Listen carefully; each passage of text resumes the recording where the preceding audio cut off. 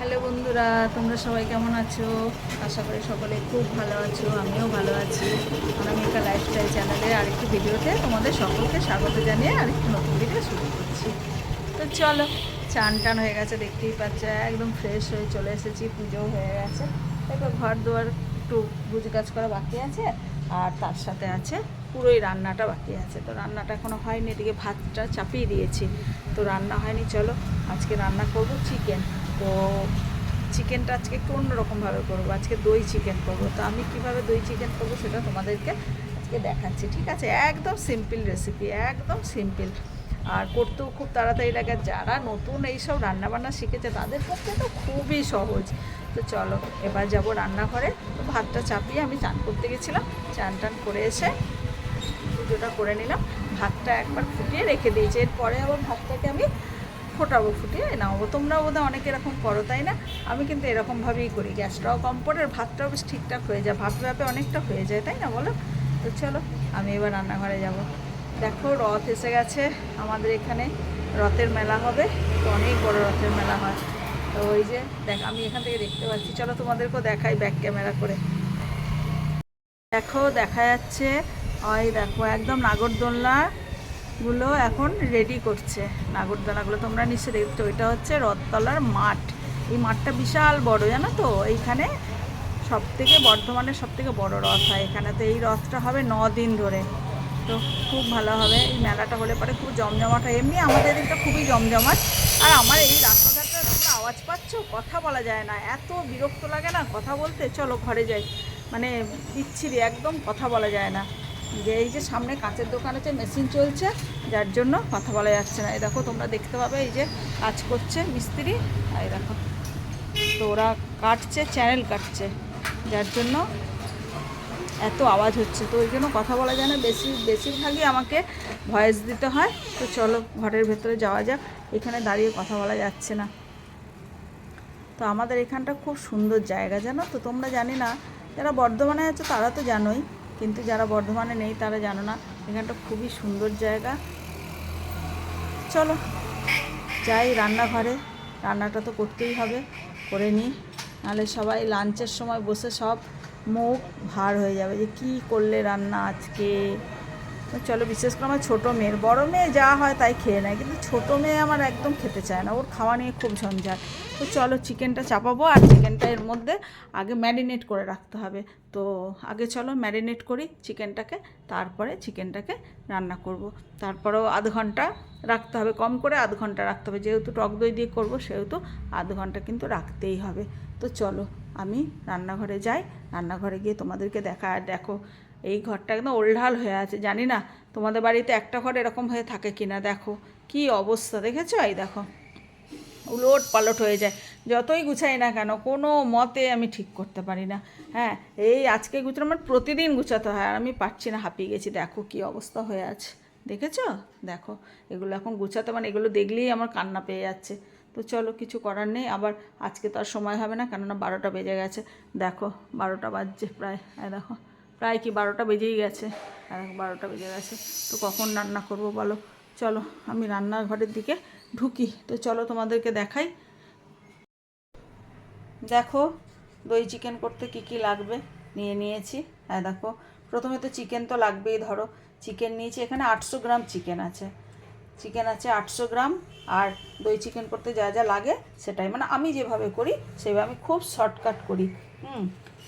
এখানে পেঁয়াজ কুচিয়ে নিয়েছি, দেখো এখানে 3টে পেঁয়াজ কুচানো আছে, বড় সাইজে 3টে পেঁয়াজ কুচানো আছে।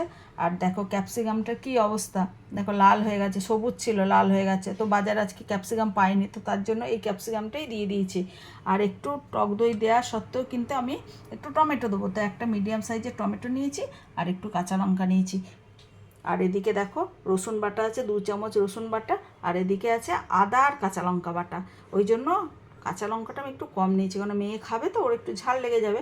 আর এদিকে নিয়েছি টক দই, এখানে আছে 250 টক দই, কিন্তু আরেকটু বেশি লাগবে, তার জন্য আমার বাড়িতে আরেকটু টক দই আছে 50 গ্রামের মতো, তো সেটাও দিয়ে দেবো। 800 চিকেনে মোটামুটি 300 গ্রাম টক দই তো দিতেই হবে। তো যাই হোক, এইটা হচ্ছে দই চিকেনের তোমার যা যা লাগে সেটাই। হ্যাঁ, আর তোমার তো দেখো দই চিকেনের জন্য কি কি আমি নিয়ে নিয়েছি। দেখো এটা নিয়েছি চিকেন তো মাস্ট নিতেই হবে। আর তারপরে নিয়েছি পেঁয়াজ কুচিয়ে, এখানে 3টে বড় সাইজের পেঁয়াজ আছে। আর এদিকে নিয়েছি টমেটো, দই দেওয়ার পরেও কিন্তু আমি একটা টমেটো দেবো, একটু টক হবে। আর একটু কাঁচা লঙ্কা নিয়েছি, কাঁচা লঙ্কা বেশি দেবো না কারণ বেশি ঝাল হয়ে যাবে, মেয়ে খেতে পারবে না। আর দেখো ক্যাপসিকামটা সবুজ ছিল কিন্তু লাল হয়ে গেছে, আজকে বাজারে ক্যাপসিকাম পাইনি, তার জন্য এটাই দিয়ে দেবো। একটু ক্যাপসিকাম না দিলে ভালো লাগবে না দই চিকেনে। আর এদিকে দেখো আদা আর কাঁচা লঙ্কা বাটা আছে 2 চামচ, আর 2 চামচ আছে রসুন বাটা। আর দই তো লাগবেই, তোমার মোটামুটি 800 গ্রাম চিকেনে আমি দই নিয়েছি 300 গ্রাম, এখানে 250 গ্রাম আছে, কিন্তু আমার ঘরে আরেকটুখানি দই আছে, তো সেটা দিয়ে হয়ে যাবে। তো এটাকে এখন আমি এই দই আর এই মশলাটা দিয়ে কিন্তু ম্যারিনেট করব, চিকেনটাকে দিয়ে আধ ঘন্টা রেখে দেবো। চলো তাহলে আমি ম্যারিনেট করতে থাকি। তো চলো প্রথমে চিকেনটা ম্যারিনেট করে নিই। দেখো প্রথমে দইটা দিয়ে দিলাম, এই দইটা তোমার জল না ছেঁকে দিলেও হবে, এমনিতেই আলাদা করে চিকেনে জল দিতে হবে না, এই দইয়ের যে জলটা আছে এটাতেই কিন্তু তোমার চিকেন কষা হয়ে যাবে। দইটা দিয়ে দিলাম,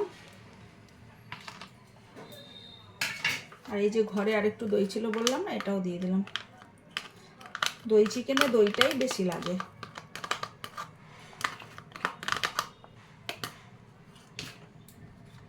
এবার দিয়ে দিলাম রসুন বাটা, একসাথেই ম্যারিনেট করব। আর এদিকে দিয়ে দিলাম আদাটা বাটা।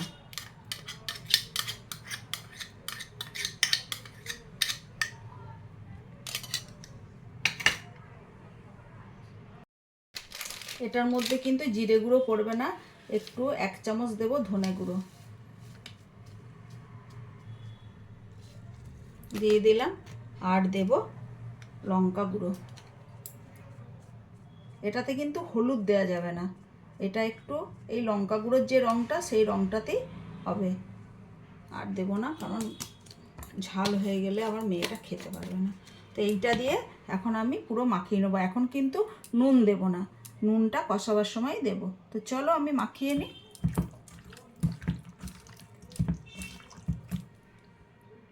দেখো চিকেনটা আমার মাখা হয়ে গেছে, আর এটাকে আমি হাত দিয়ে মাখালাম, এই কারণে হাত দিয়ে মাখালে বেশ ভালোভাবে মাখানো যায়। তো আমি হাত দিয়ে মাখিয়ে নিয়েছি, এই দেখো চিকেনটা। এবার আমি এটাকে আধ ঘন্টা এইভাবেই রেখে দেবো। আর চিকেনটা আমি একটু আলু দেবো, তো তোমরা যদি কেউ আলু না দিতে চাও তাহলে কিন্তু এটা স্কিপ করতে পারো, আলু দেওয়াটা জরুরি নয়, তো আমি একটু আলু দেবো। তো চলো এবার এটা আধ ঘন্টার জন্য ঢেকে রেখে দিই। দেখো বন্ধুরা আধা ঘন্টা হয়ে গেছে, তো আমি কড়াই চাপিয়ে দিয়েছি, কড়াইটা এবার গরম হবে, কড়াই একটু জল আছে, তো এই জলটা শুকিয়ে যাবে, কড়াইটা একটু গরম হোক। আর এটা কিন্তু সম্পূর্ণ সাদা তেলে হবে। তো চলো আমি তেল দিয়ে দিই, কড়াইটা একটু শুকিয়ে যাক, একটু জল আছে কড়াইয়ে। আর এইটা করতে কিন্তু খুব কম তেল লাগে, আর যারা ডায়েট করে তারাও কিন্তু এটা করে খেতে পারবে। দেখো আমি কতটুকু তেল দিয়েছি, এইটুকু তেলেই কিন্তু হয়ে যাবে। তো চলো, আর আমি কিন্তু ম্যারিনেশনের সময় কিন্তু কোনো রকম তেল ব্যবহার করিনি, তো এতেই হয়ে যাবে। তো যারা ডায়েট করো তারা কিন্তু এটা করে খেতে পারবে অনায়াসেই। তো চলো তেলটা একটু গরম হোক, তারপরে আমি ফোড়ন দেবো গোটা গরম মশলা, তেজপাতা। তেলটা গরম হয়ে গেছে, এটাই দিলাম 2টো তেজপাতা আর গোটা গরম মশলা, আর তার সাথে দেব 2টো শুকনো লঙ্কা। দেখো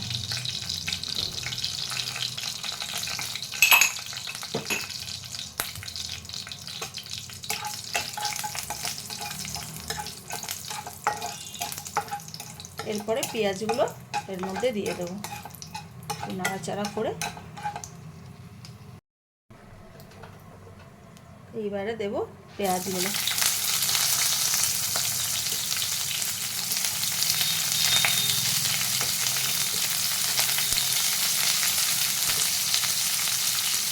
দিয়ে পেঁয়াজগুলো একদম বাদামি বাদামি করে ভাজবো। তো চলো পেঁয়াজগুলো একটু বাদামি করে ভালো করে ভেজে নিই। এই পেঁয়াজটা ভাজতে ভাজতেই আমি দেখো একটা ছোট আলু 4 টুকরো করে কেটে নিয়েছি, এটা দিয়ে দেবো। এটার সাথে আমি পেঁয়াজটার সাথে আলুটা ভাজবো, আলাদা করে আজকে আর আলু ভাজলাম না। তো চলো পেঁয়াজটা একটু ভালো করে ভেজে নিই। দেখো পেঁয়াজটা বেশ বাদামি হয়ে গেছে, এরপরে আমি টমেটো, ক্যাপসিকাম আর কাঁচা লঙ্কাটা একসাথে দিয়ে ভালো করে নাড়াচাড়া করব, কারণ একটু তো মুছতে হবে তার জন্য। তো চলো, পেঁয়াজটা ভাজা হয়ে গেছে আমার। এরপরে আমি টমেটোটা দিলাম, আর এদিকে দিলাম ক্যাপসিকামটা, আর কাঁচা লঙ্কাটা দিয়ে দিলাম। চলো, এরপরে এটাকে আবার ভালো করে কিছুক্ষণ নাড়তে হবে।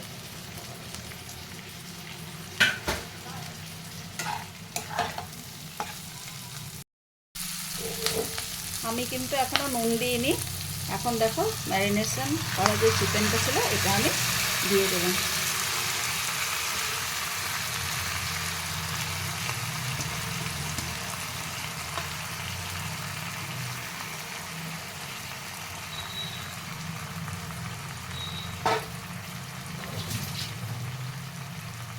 চলো, এবার চিকেনটাকে ভালো করে, পেঁয়াজ যে তলায় পড়ে গেছে, এই মশলাগুলো, ক্যাপসিকাম, টমেটো, এগুলোকে ভালো করে নেড়ে চেড়ে একদম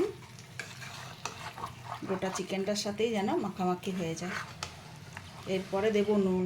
তবে একটা কথা বলি, তোমরা কিন্তু হলুদ দিতে পারো, আমি দিই না হলুদটা। হলুদ দিলে একদম যেমন মাংস নর্মাল রান্না হয় সেরকম হবে। আর একটু হলুদটা যদি না দেওয়া হয় না, তাহলে মাংস চিকেনটা বেশ এরকম টাইপের একটু রান্না, একটু সাদা সাদা, একটু মানে ওই শুকনো লঙ্কা গুঁড়োটা যেটুকু দিয়েছি, এটা তো আমি কাশ্মীরি লঙ্কার গুঁড়ো দেবো না, তাহলে কিন্তু লাল হয়ে যাবে। তো আমি লাল করতে চাই না চিকেনটা। লঙ্কার গুঁড়ো আর টমেটো যেগুলো দেওয়া আছে এগুলোতেই যেটুকু হবে লাল সেইটুকুই, আমি কিন্তু হলুদ দিই না। তোমরা দিলে দিতে পারো। তো চলো, এবার চিকেনটা চাপিয়ে দিয়েছি, একটু হোক, তারপরে নুনটা দেব। দেখো বন্ধুরা, দই চিকেনটা 10 মিনিট এইভাবে করার পর আমি এখন কিন্তু নুনটা দিচ্ছি। দেখো, নুন দিয়ে দিলাম, পরিমাণ মতো নুন দিলাম, যদি লাগে পরে দেবো। আর তোমরা একটু চিনি দিতে পারো, যেহেতু টক দই তো চিনি একটু দেওয়া যায়, কিন্তু আমি কিন্তু চিনি দিইনি এটাতে। হ্যাঁ, তো দেখি, চিনি না দিয়ে একটু দিই চিনি, কিন্তু আজকে চিনি দেবো না। চিনি না দিয়ে করে দেখি কেমন লাগছে। তো এরপরে কী করবো বলো তো, এরপরে চিকেনটাকে আমি কিন্তু একদম ঢেকে দেবো। এবার ঢেকে দিয়ে গ্যাসের সিমটা আমি একটু কমিয়ে দেবো। তারপরে এই সিমেতেই চিকেনটা কিন্তু হতে থাকবে। তো চলো, আমি এবার নুন দিয়ে দিয়েছি, যেহেতু জল তো আরও বেরোবে, আমি চিকেনটাকে একদম ঢেকে দিই। একটু খুলে দেখি, এখনও হয়নি যদিও। দেখো কতটা জল বেরিয়েছে, দেখেছো? দইয়ের জল নুন দেওয়ার পরে জলটা বেরিয়েছে। তো যে এই জলটা না এখন একটু টানবে, এখনও হয়নি। তো দেখো কত জল বেরিয়েছে, মনে হচ্ছে আমি অনেক জল দিয়েছি, কিন্তু সত্যি আমি জল দিইনি। কিন্তু দেখো, এখনও হবে, এখনও হতে মোটামুটি 15-20 মিনিট লাগবে। তোমাদেরকে দেখালাম যে দেখো, জল না দিয়েও কতটা দই চিকেন করতে গেলে জল লাগে। তো চলো, এটা এখন হতে থাকে, এটা হতে একটু টাইম লাগবে। তো চলো, আবার ঢাকা দিয়ে দিই।